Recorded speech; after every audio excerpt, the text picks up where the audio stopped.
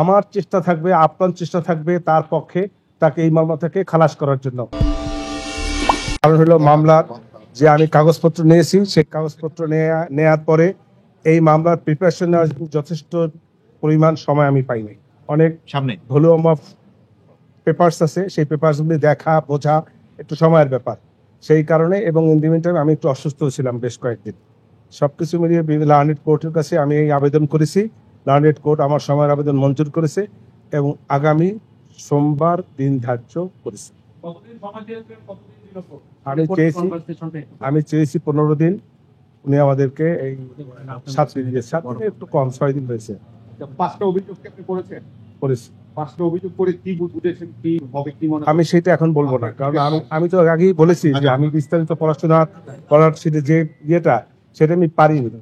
অতএব আমি এই মুহূর্তে আপনাদের এই অভিযোগের এই প্রশ্নের উত্তর আমি দিতে অপারগ। আমির ভাই, আমি আর একটু পড়ি তারপরে। কোর্টকে বলেছেন যে এটা একটা বড় মামলা, হ্যাঁ, এবং ঐতিহাসিক মামলা।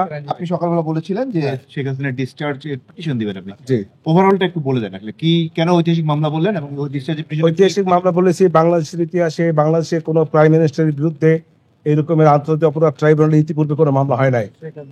অতএব এই শেখ হাসিনার সাবেক প্রাইম মিনিস্টার শেখ হাসিনার পক্ষে এরকম কোনো মামলা বাংলাদেশে, মানে শেখ হাসিনা বলতে চাচ্ছি যে আরো অন্য কোনো প্রধানমন্ত্রীর বিরুদ্ধে এরকম কোনো মামলা হয় নাই এবং একটি কঠিন গুরুতর চার্জের মামলা। এই কঠিন গুরুতর চার্জের মামলা, এই কারণে আমি সময় চেয়েছি, আমি পরিপূর্ণ প্রস্তুতি নিতে না পারার কারণে। অবশ্যই তার পক্ষে আমি আমার এই ক্লায়েন্ট যাতে এই মামলা থেকে অব্যাহতি পায়। যদি অব্যাহতি এই আজকের আগামী লার্নেড কোর্ট নাও দেন, আমার চেষ্টা থাকবে, আপ্রাণ চেষ্টা থাকবে তার পক্ষে তাকে এই মামলা থেকে খালাস করার জন্য। সর্বোচ্চ চেষ্টা আমার তো থাকবে। কেমনে বলবো? পাবেন কি পাবেন না আমি কি করে বলবো? ডিসচার্জের যে পিটিশনটা দেবেন এটা বিষয়ে একটু বলুন। ডিসচার্জে চাবেন কেন চাবেন? দেইনি, চাবো এই জন্য যে আমি মনে করি যে তার বিরুদ্ধে যে 5টি চার্জ আনা হয়েছে এই চার্জগুলি সঠিক হয় নাই। এই চার্জগুলি সঠিক না বিধায় আমি ডিসচার্জের আবেদন দেব। ওকে ওকে, থ্যাংক ইউ, থ্যাংক ইউ।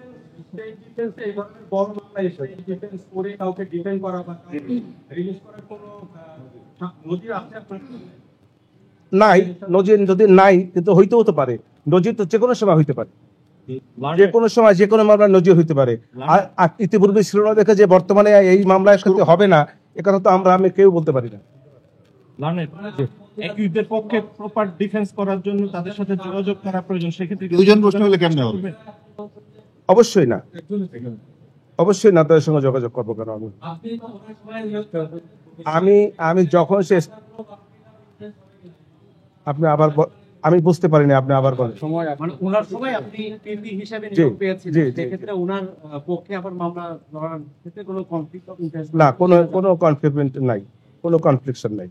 অবশ্যই আমি যেটা পারি, কনফ্লিক্ট অফ ইন্টারেস্ট নাই। কারণ আমি মনে করি আমি বাংলাদেশের সাবেক প্রধানমন্ত্রী ছিলেন, তার পক্ষে ইতিপূর্বেও আমি তার পক্ষেই ছিলাম, রাষ্ট্রপক্ষে, আজকেও আমি রাষ্ট্রপক্ষে তার প্রতি। আমি তো এই কথার জবাব প্রথমেই দিয়েছি, ইনে নাটসেল আমি বলেছি যে এই 5টি অভিযোগ তার বিরুদ্ধে লাই করবে না, কিন্তু আমি একটা কথা বলেছি যে এর বিস্তারিত ব্যাখ্যা আজকে আমি দিতে পারবো না।